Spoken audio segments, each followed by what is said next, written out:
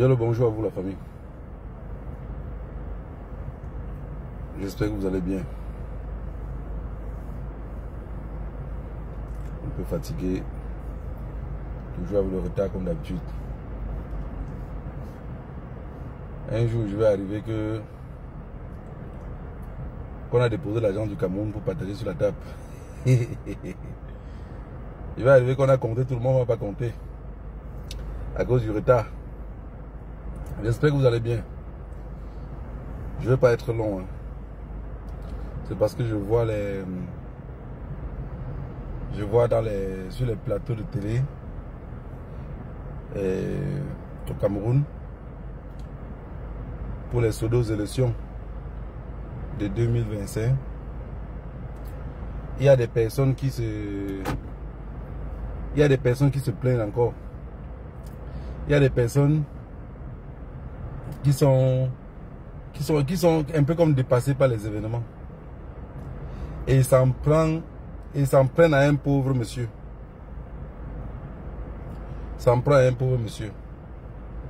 Vous savez, j'ai toujours pour habitude, dans mes directs, j'ai toujours eu pour habitude de vous parler d'un sujet qui est très important.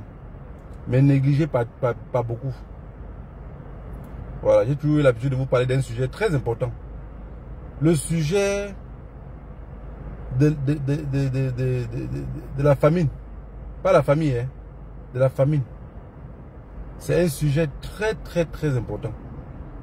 En fait, les personnes qui n'ont jamais eu faim ne peuvent pas comprendre ce que je dis. Ceux qui sont nés, qui ont grandi, et que dans leur famille, il y avait un bol sur la table, que quand ils rentraient de l'école, pour ceux qui ont fréquenté, trouvaient de quoi manger à la maison. Ce que j'explique là. Même si vous expliquez n'importe comment, ils ne peuvent pas vous comprendre.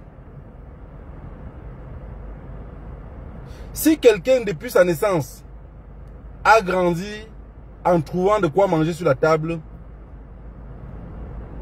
tout ce que quelqu'un d'autre va faire à côté, il ne peut que l'insulter sans le comprendre. Je vous ai dit qu'au Cameroun, le problème N'Djamène, c'est parce qu'il a l'opportunité que vous le laissez sur le plateau. Hein. Quand vous parlez de N'Djamène là, quand vous regardez Onangini, vous pensez que Onangini c'est seulement intimidé? Non. C'est un problème sérieux.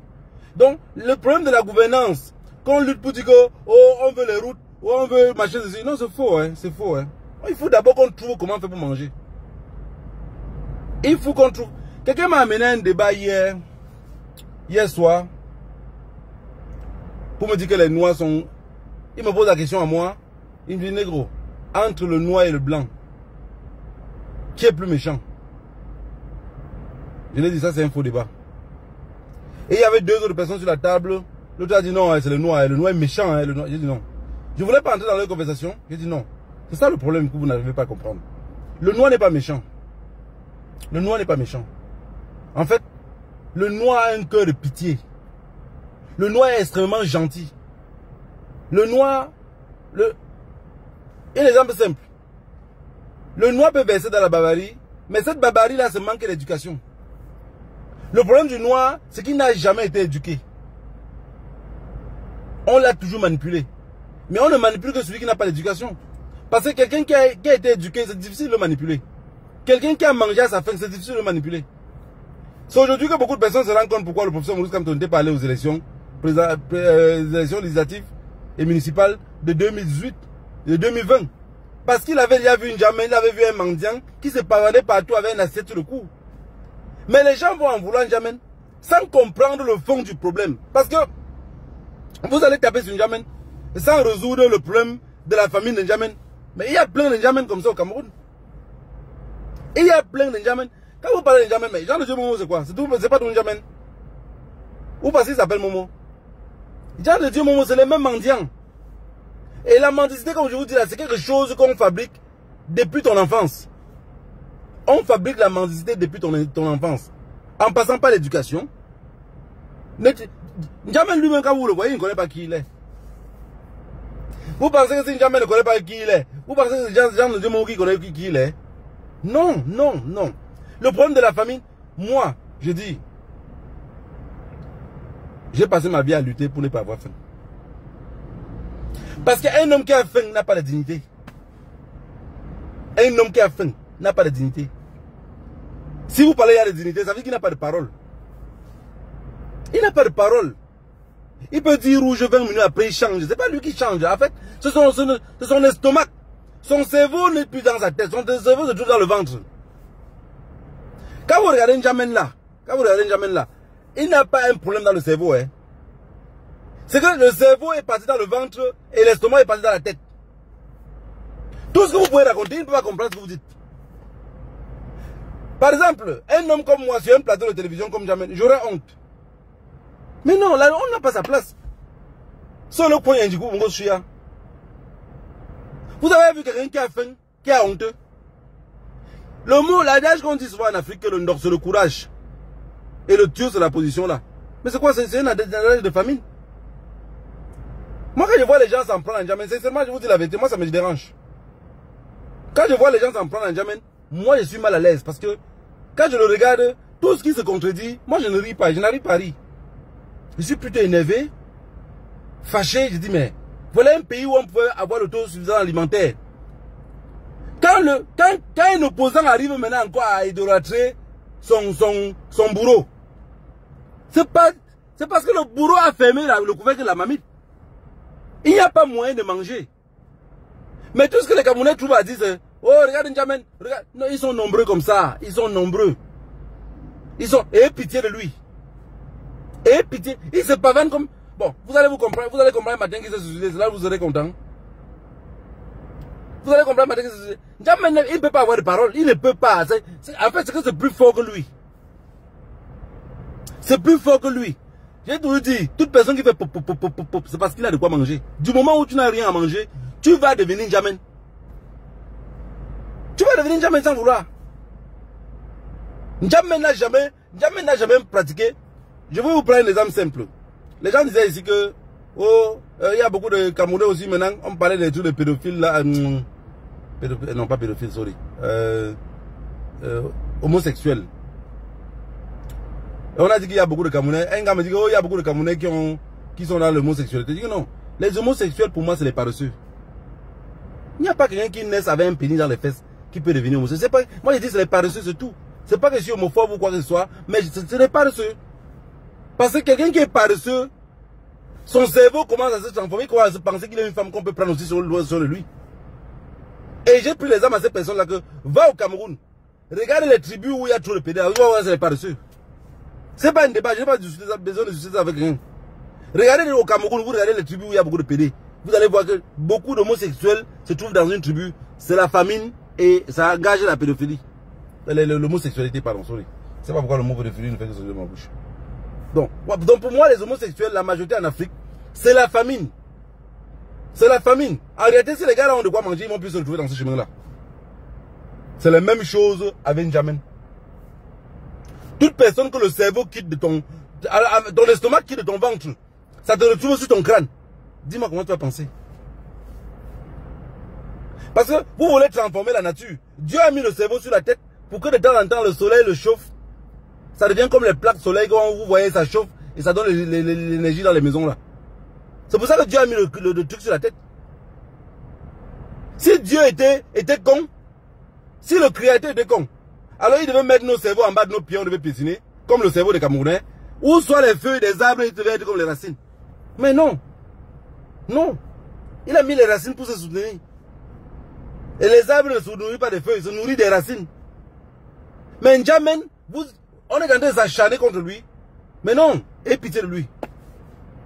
Mon grand-père disait que c'est des trucs que j'ai grandi en écoutant. J'ai grandi en écoutant comment les papas disaient. Regardez un peu l'adage que les parents disent souvent que avant d'aller à la fête chez quelqu'un, en sortant de chez vous, il faut d'abord manger. Je suis sûr que vous connaissez tout ça.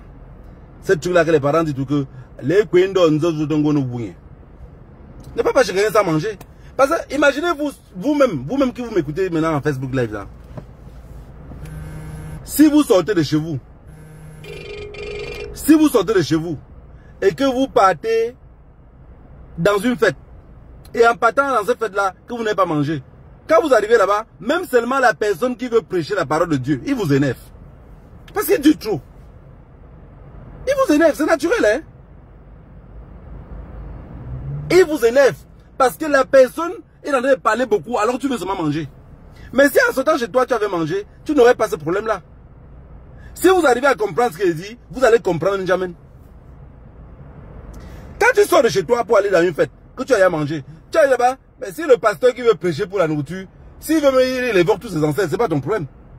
L'heure de manger va arriver, tu vas manger, puisque tu t'es à soutenir.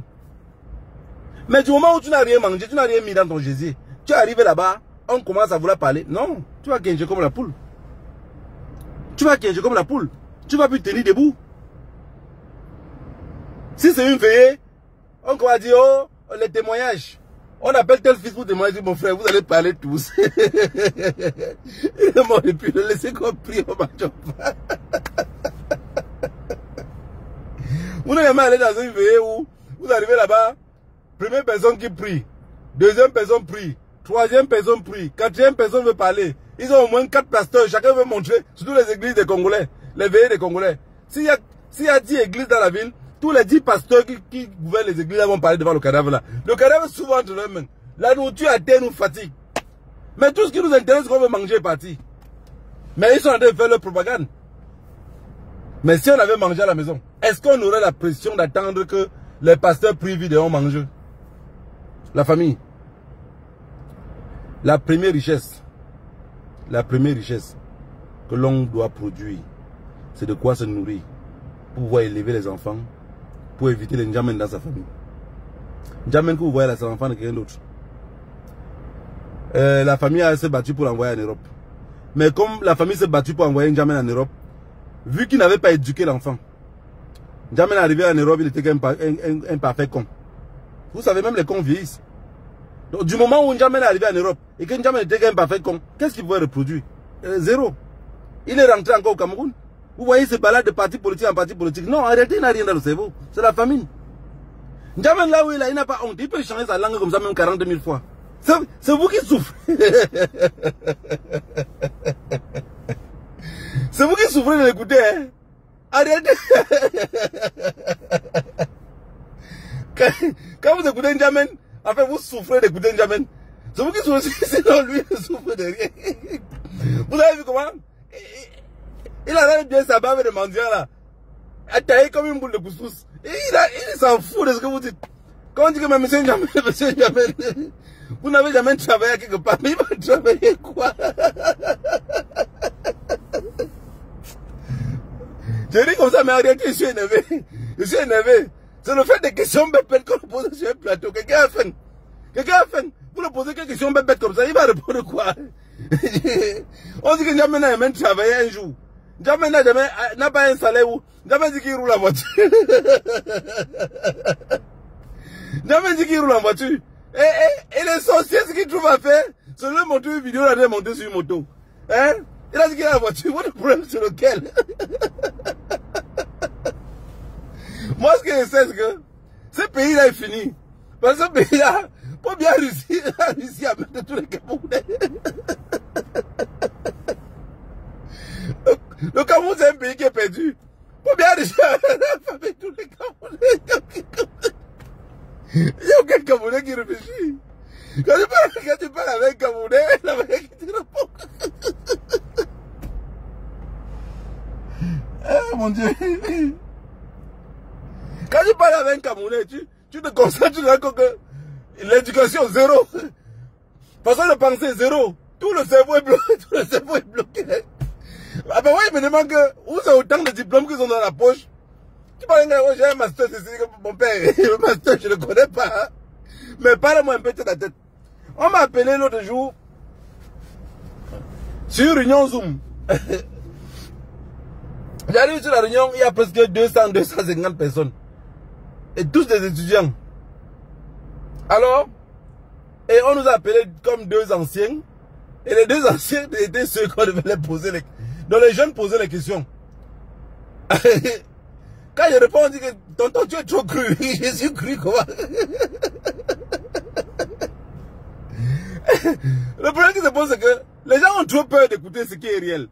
La vérité, peu importe ce que ça va se passer, mais sois content d'écouter la vérité. C'est mieux que de dire que je ne t'aime pas, qui te manque tout le temps, que je t'aime, alors qu'en réalité l'amour n'existe pas.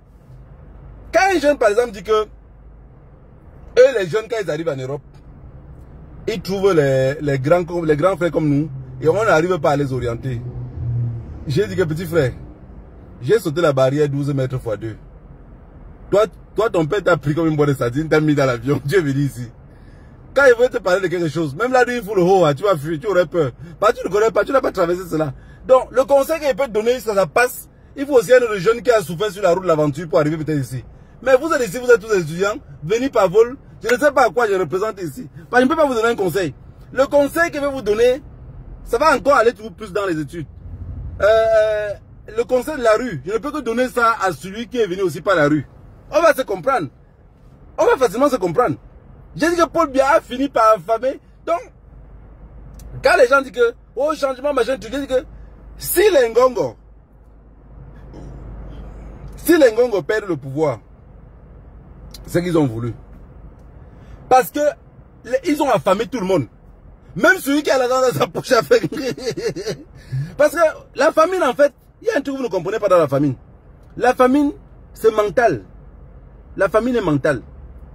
Quand un homme n'est pas capable de manger, cet homme-là est seulement dangereux. Hein? Il est dangereux pour la communauté. Paul Biya est dangereux, tous les Camerounais dangereux. Parce que un Camerounais, même quand il a l'argent dans sa poche, il vit toujours sur les doutes. Ça veut dire qu'il arrive à quelque part. Prenez l'exemple simple. Vous allez inviter un Camerounais chez vous. Il arrive, vous déposez peut-être une bouteille de whisky. Je parle de quelqu'un qui a l'argent. Mais comme il a un problème d'éducation, il va boire toute la bouteille de whisky là. Il va saouler même. Oubliez que là d'où il est, il doit conduire une voiture pour rentrer chez lui. Donc, même son permis, il s'en fout. Il conduit seulement à boire. C'est la mendicité. C'est qu'on ne l'a jamais appris à se suivre. Moi, quand je avec les gens, ils me disent, ah, parce que tu penses que tu as... Non, c'est pas une affaire de pensée que j'ai. C'est que dans ma tête, le whisky que tu m'as donné, quand je bois un verre, j'ai conscience que je vais boire un autre verre plutôt chez moi. Je dois préserver mon permis parce que ça m'aide. Mais je ne peux pas me permettre ici à boire toute la bouteille de whisky que tu as mis parce que l'esprit, c'est que c'est gratuit. Non, j'ai de l'argent pour pouvoir me payer cette bouteille de whisky là. La quantité que je veux. Et la mendicité commence à sortir de ta tête du moment où tu commences à mettre dans l'esprit que j'ai de l'argent, j'ai de l'argent pour payer cette quantité de whisky là. Mais celui qui n'a pas l'esprit, qui a l'argent pour payer ça, imaginez-vous comment il vit. Bon, prenez un exemple simple. Vous invitez un jamais à quelque part vous déposer une bouteille de whisky. Mais il va couper un lotus comme ça là. Il va boire la sueur, il va essuyer. Il va finir la bouteille là avant de bouger là. Parce qu'il ne boit pas tout la bouteille là, il va boire l'autre encore quand. C'est ça qui est dans leur cerveau. Et c'est Paul Biya qui a créé ça. Vous allez voir les présidents en Afrique. Quand on dit l'autosuffisance alimentaire, ils ne veulent pas. Regardez bien, c'est un domaine qui combat beaucoup. Hein. Ils combattent ce domaine-là beaucoup. L'autosuffisance alimentaire. Parce que c'est que toute personne qui est bien nourrie finit par être bien éduquée. Il y a beaucoup de personnes qui ont fui l'école en Afrique à cause du maître, non? Vous êtes nombreux là. Vous êtes nombreux. Beaucoup de personnes ont fui les études à cause des maîtres qui fouettaient beaucoup. Les maîtres fouettards. L'enfant se lève le matin, il doit accompagner sa mère au marché, avec la nourriture que sa mère vend au marché. Après le marché, avant de venir à l'école, il arrive à l'école, le maître trouve qu'il est venu en retard, le fouette. On a fouetté beaucoup comme ça, ils ont fui. Je connais des tontons qui ont fui l'école. Quand tu le demandes, tu dis qu'il a une chaîne là-bas. Le maître m'a fouetté tout. Et il a fui l'école. Sa mère dit pas, il n'aime pas plus.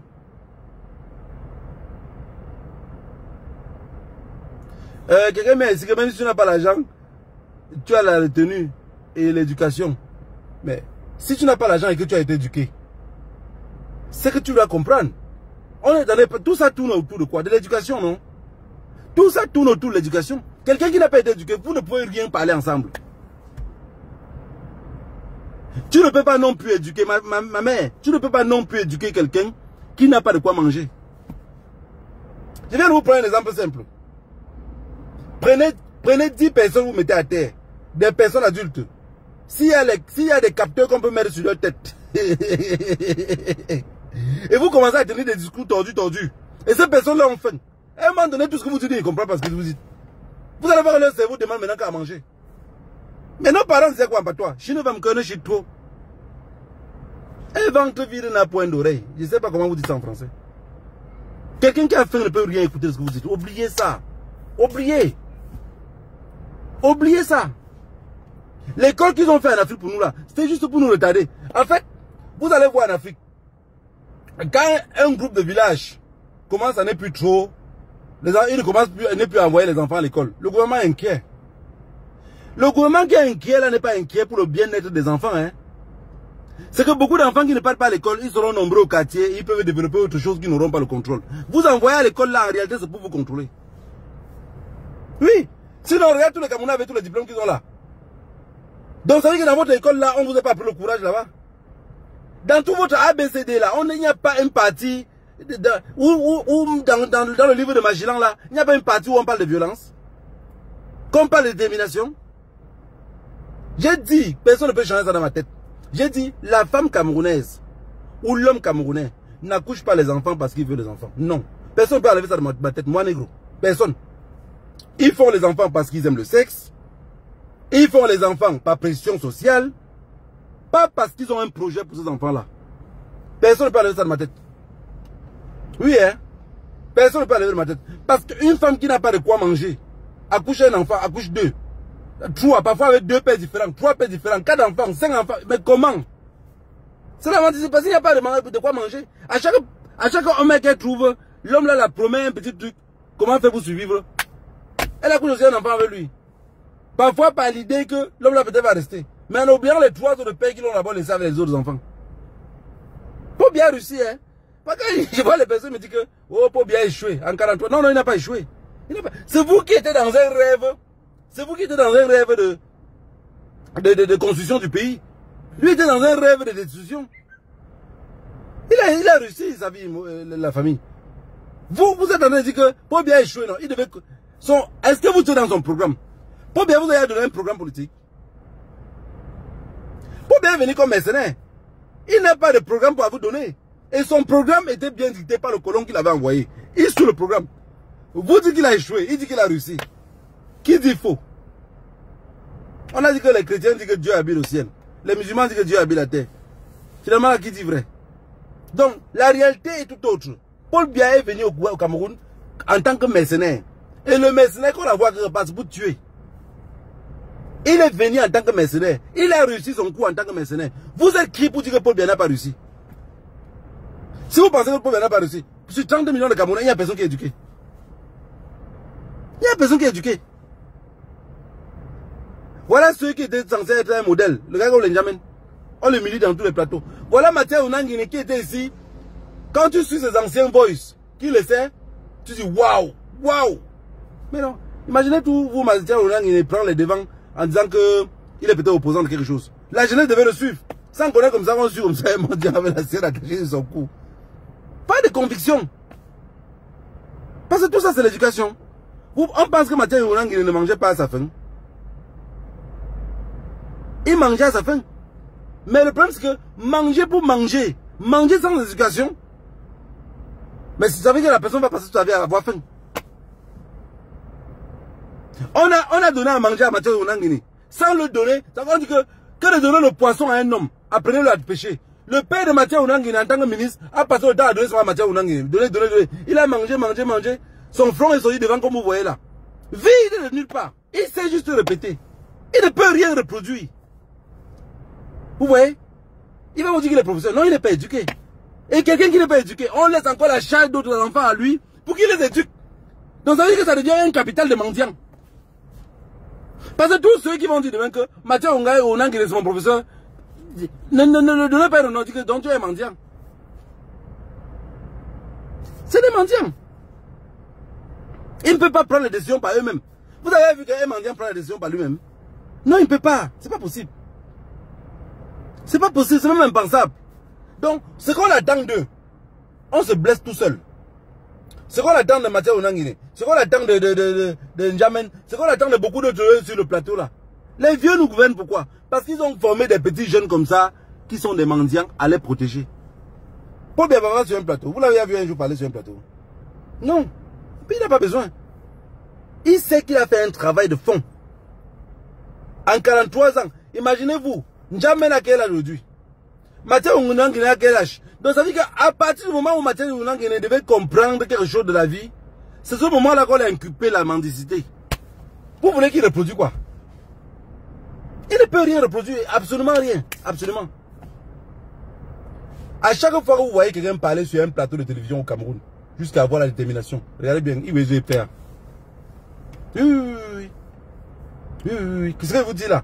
Si vous n'arrivez pas à comprendre ce que dit d'être colonial, comme je viens de vous dire n'importe quoi ici, vous observez, vous allez voir. Toute personne qui prend la parole, regardez, je suis assis devant vous ici, je suis même sale. Mais l'argent que j'ai sur moi ici me permet que je peux m'arrêter dans un restaurant ici et manger ce que je veux. Hein? Je peux m'arrêter dans un restaurant ici. Je peux m'arrêter dans un restaurant ici et manger ce que je veux. On dit que ce n'est pas bien, mais regardez, un papa. Donc je peux m'arrêter là, je veux manger ici, je mange pour 500 €, je mange pour 1000 €. Personne ne va rien me demander. Et du coup, ça fait que je viens bavarder comme vous voyez. Quoi. Du moment où je n'ai pas l'argent là, mais je peux pas parler comme ça, vous aussi. Tu veux parler comment? Du moment où je n'ai pas cet argent-ci, est-ce qu'il serait même dit, j'aurais même le courage de dire que je suis fier d'être en exil? C'est ça. Quand un homme a reçu de l'éducation, il a de quoi manger, il a le temps pour défendre les autres. On dit quand tu te noies, même sur un caïman, tu t'accroches. Oui. Jamais André se noyer, il doit s'accrocher à quelque chose. Il doit s'accrocher à quelque chose. Jamais vivait à l'Europe là où les jeunes viennent chercher du travail et ils gagnent leur vie. Il a étudié après il est rentré. Il mendiant dans son état, il ne peut pas. Onang il était ici, il n'a plus rien fait, il est rentré derrière. Quelqu'un qui est au Cameroun qui ne sait pas se battre. Moi je dis ça aussi au papa. Il y a beaucoup de papas aussi au Cameroun, toujours comme ça. Son fils est au Cameroun, son fils ne sait rien faire. Et il a espoir que si son fils vient ici en Europe, il va faire quelque chose d'autre. Non, il ne va rien faire. Si votre fils est là-bas, il est feignant, il va arriver ici, il serait tout feignant. Oui, il arrive ici, il serait tout feignant. Parce qu'il va devenir soit gigolo, pour qu'une femme le paye à la maison à dormir, payer à manger, soit il va devenir pédé. Ne soyez pas surpris demain que vos enfants soient pédés ici. C'est parce que vous les avez appris à rien faire, vous les avez donné tout, rendre la vie facile, et ils pensent que tout est facile. Moi j'ai mon garçon, qui est tout petit. Mais chaque fois que je travaille, on dit, oh, mais pourquoi tu l'amènes comme ça, il ne sait pas faire. Je dis, non. À son âge là, je réfléchissais comment il va aller en aventure. Il ne peut pas être ici, moi je sais pas, il dort. Il ne peut pas être ici, moi il dort. Parce que copions un peu comment font les Arabes et les Pakistanais là, et les Indiens. Vous arrivez dans un magasin d'un Indien, vous trouvez son fils de 10 ans, il est derrière le comptoir, celui qui vous rembourse, celui qui vous donne le truc, celui qui vous donne le prix des choses. Mais nos enfants, on ne peut pas le garder à la maison, vous dire, oh oui, bon, j'ai l'argent, mon enfant. Non. On ne m'a pas gratuit chez moi. On ne m'a pas gratuit. Je ne veux pas créer des mendiants. J'en ai assez comme ça au Cameroun. J'en ai assez de mendiants comme ça au Cameroun. Je ne veux pas continuer à créer des mendiants. Ce n'est pas possible. Monsieur, venez travailler. Quand ils se lèvent chez eux, je dis, tu travailles le samedi, tous les samedis, tu travailles avec moi. Je vais te voir au magasin à 9 h. Je vais te voir au dépôt à telle place à telle heure. Il sait prendre le bus. Il vient dans ce dépôt-là. Papa, je vais faire quoi? Dis à tonton là, il te donne le travail que tu as fait. On va lui donner le travail, c'est les petites tâches. Mais ces petites tâches-là, même si le soir il finit son travail et que je le paye 50 €, il est content de ces 50 €. Il veut payer quelque chose, il paye avec son argent. Je ne crée pas des mendiants. Je ne crée pas des mendiants. Il paye avec son argent qu'il a travaillé. Il voit un truc qui le plaît. Papa, je vais payer ça et que je te prête. Je te prête, tu sais que tu vas travailler. Donc quand tu vas travailler la vie. Quand il manque 20 €, il dit, mon petit, tu sais que tu me dois 20 €, non? Il dit, papa, je sais que non, il faut me rembourser. Il fait comme ça, tu deviens comme Paul Biya demain. Tu as accumulé les dettes et tu ne sais pas rembourser. Et c'est ça, c'est comme ça qu'on crée. C'est comme ça qu'on arrive à forger les enfants. On a appris les Camerounais seulement à répéter, sans rien leur proposer quelque chose qu'ils peuvent travailler. Alors que les Camerounais sont extrêmement courageux. Paul Biya est venu, sa mission était de former des mendiants. Apprendre des personnes à répéter, à ne pas revendiquer. Aucun Camerounais ne sait revendiquer ses droits. La famille, je suis venu ici aujourd'hui, c'est parce que quand je vois tout ce qui se passe, je me rends compte d'abord que les opposants refusent de s'unir, mais la réalité va sortir et on va toujours connaître comme d'habitude. Bello Boubaké au nord n'est pas capable, n'arrive pas à se réunir avec Issa Chiroma. qui sont les frères du Nord. Et c'est quelque chose que nous on attendait. Mais on attend toujours de voir. On dit que la prostituée pleure toujours mieux le mari que la femme qui est à la maison. Oui. C'est un adage, mais l'histoire a donné toujours raison. Nous on reste derrière pour attendre de voir comment ils vont pleurer leur mari.